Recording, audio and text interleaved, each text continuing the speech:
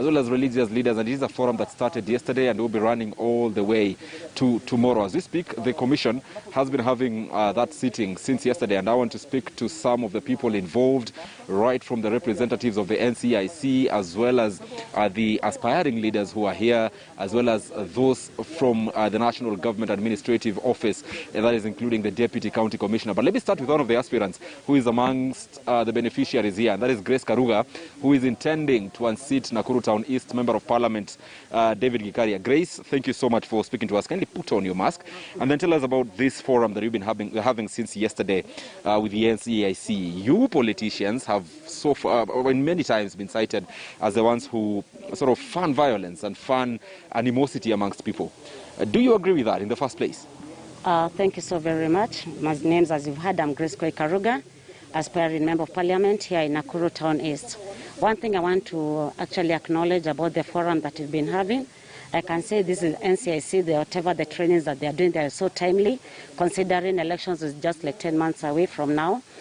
And Nakuru being the hotbed or the center of all politics, personally as a leader, I will disagree that I can be part of those funding animosity in our county, because I'm a mother and I'm a leader. So I'd really hate it very much to see our youth or our sons and daughters getting out there just to cause manners. That is, I'm not part of that. You're not part of that. But what would you say of, what has been happening?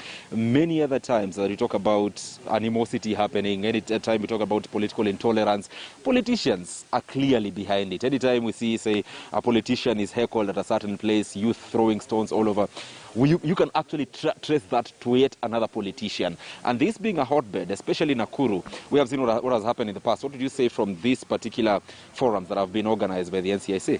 Again, let me just say, as I've said, it is very timely and it's very good. Like I'm seeing myself here with my very worthy competitor. And this is a forum where I think we set an example, even us as leaders. And it's good when we are invited for such forums. It's good to make an appearance so that you get to listen and you get to be taught. Another thing about animosity, and especially in our great county, Nakuru, I'll actually personally urge also my fellow leaders, when we are out there speaking to the masses, speaking to the crowds, let us be very careful with the choice of our words to use, and especially areas like Mauche, Kinanjoro. Those are places that are very dear to me as a leader. So I'll really urge our leaders, whether gubernatorial, senatorial, women rep, as MPs, let us be very careful in the choice of our words. There's Kenya. Kenya is bigger than all of us. Thank you so much, Grace. And let me speak to the officer from NCIC. Sir, thank you so much for speaking to us. You're live on KTN News. And this forum, which you started yesterday, aimed at getting not only sitting leaders, those who are currently in the offices, but also aspirants and other leaders from different sectors. What do you intend to achieve with this? Thank you, and thanks for this opportunity. Basically, we know that the greatest players when it comes to political contestations are the political leaders themselves.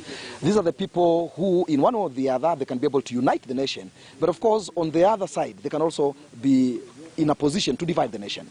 So since we don't want a divided country, we want to institute conversation with the political class so that beside them canvassing for the votes, they can also be able to acknowledge the fact that we need a country and we need a one indivisible country. So the reason why we are engaging political aspirants within the Nakuru County is, one, to be able to assess within their perspective, what do they think the Nakuru politics, the way they're being conducted. Then number two, we must also be able to agree within themselves on how can they conduct themselves with decorum, with a view that in as much as they are soliciting for votes and support from the citizens, the element of national unity, the element of the county unity can be given prominence and can be issue of paramount. Then thirdly, we also want to build consensus among them on how they can be able not to clash among themselves or bring division among their followers. Because of course, we understand by very nature, politics causes division. Because I support candidate A, the other person candidate B. But of course, the question is, finally, even after we have, because we will only have one leader. If it's MCA, we'll have only one MCA, despite that there might be 10, 20 as such aspirants. So the question is, at the end of the day, can we be able to reconcile ourselves, to accept defeat as we celebrate for those who have won, and forge away as a United County. So a couple of months ago, the NCAC raised a red flag, especially as we head to this particular election, especially for some regions. How is the situation now?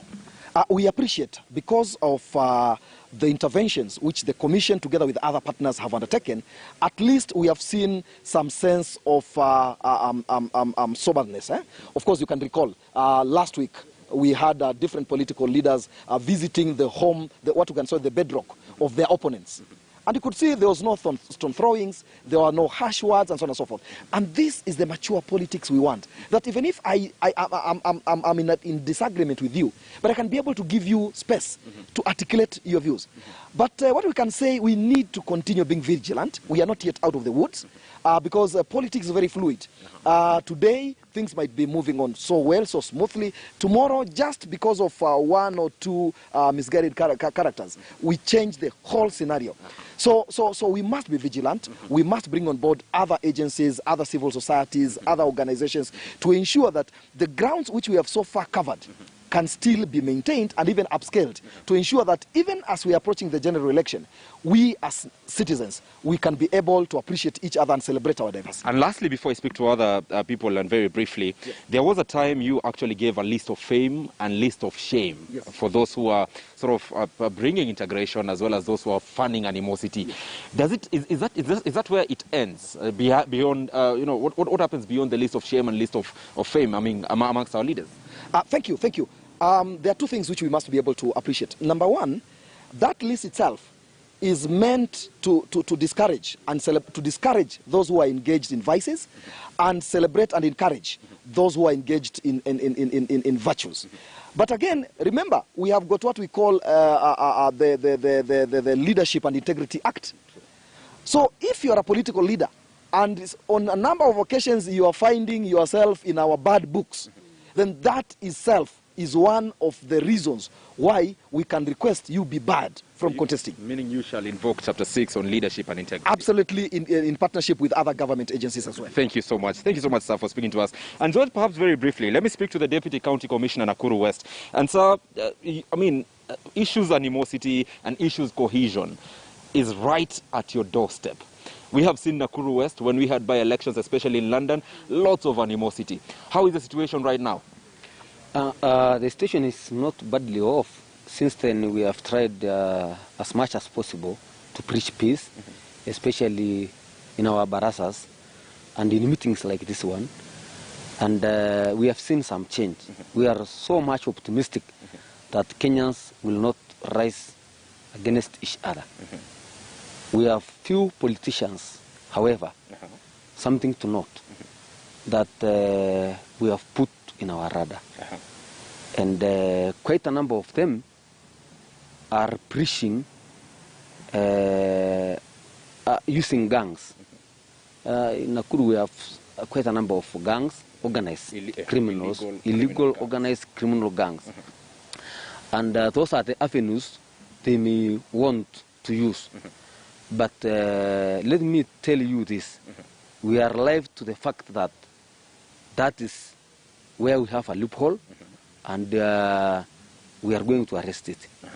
And any Kenyan who thinks that he or she can be used to create violence should be worried at this moment, because we will go to any extent, even to use the maximum force possible to control such a situation. And sir, because you're here representing also the county commissioner, I believe, Nakuru County is very fluid, especially in particular sub-counties. Talk about Njoro, Molo. You know, what is being done at the county level, the county security committee? Because you're here representing the county commissioner. Yeah, we have tried as much as possible using the National Land Commission to resolve the land injustices, the historical land injustices, which might be the main cause. But we are also preaching to the Kenyans to maintain peace and order.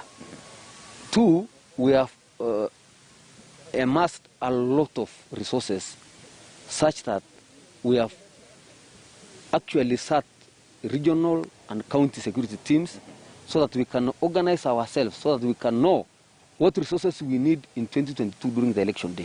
Thank you so much, Michael Lesimam, the Deputy County Commissioner, Nakuru West. And sir, very briefly, tell me your name, tell me your take home from this one, very briefly. My name is Mwangi Nyaga, the AO1 at the County Commissioner's Office.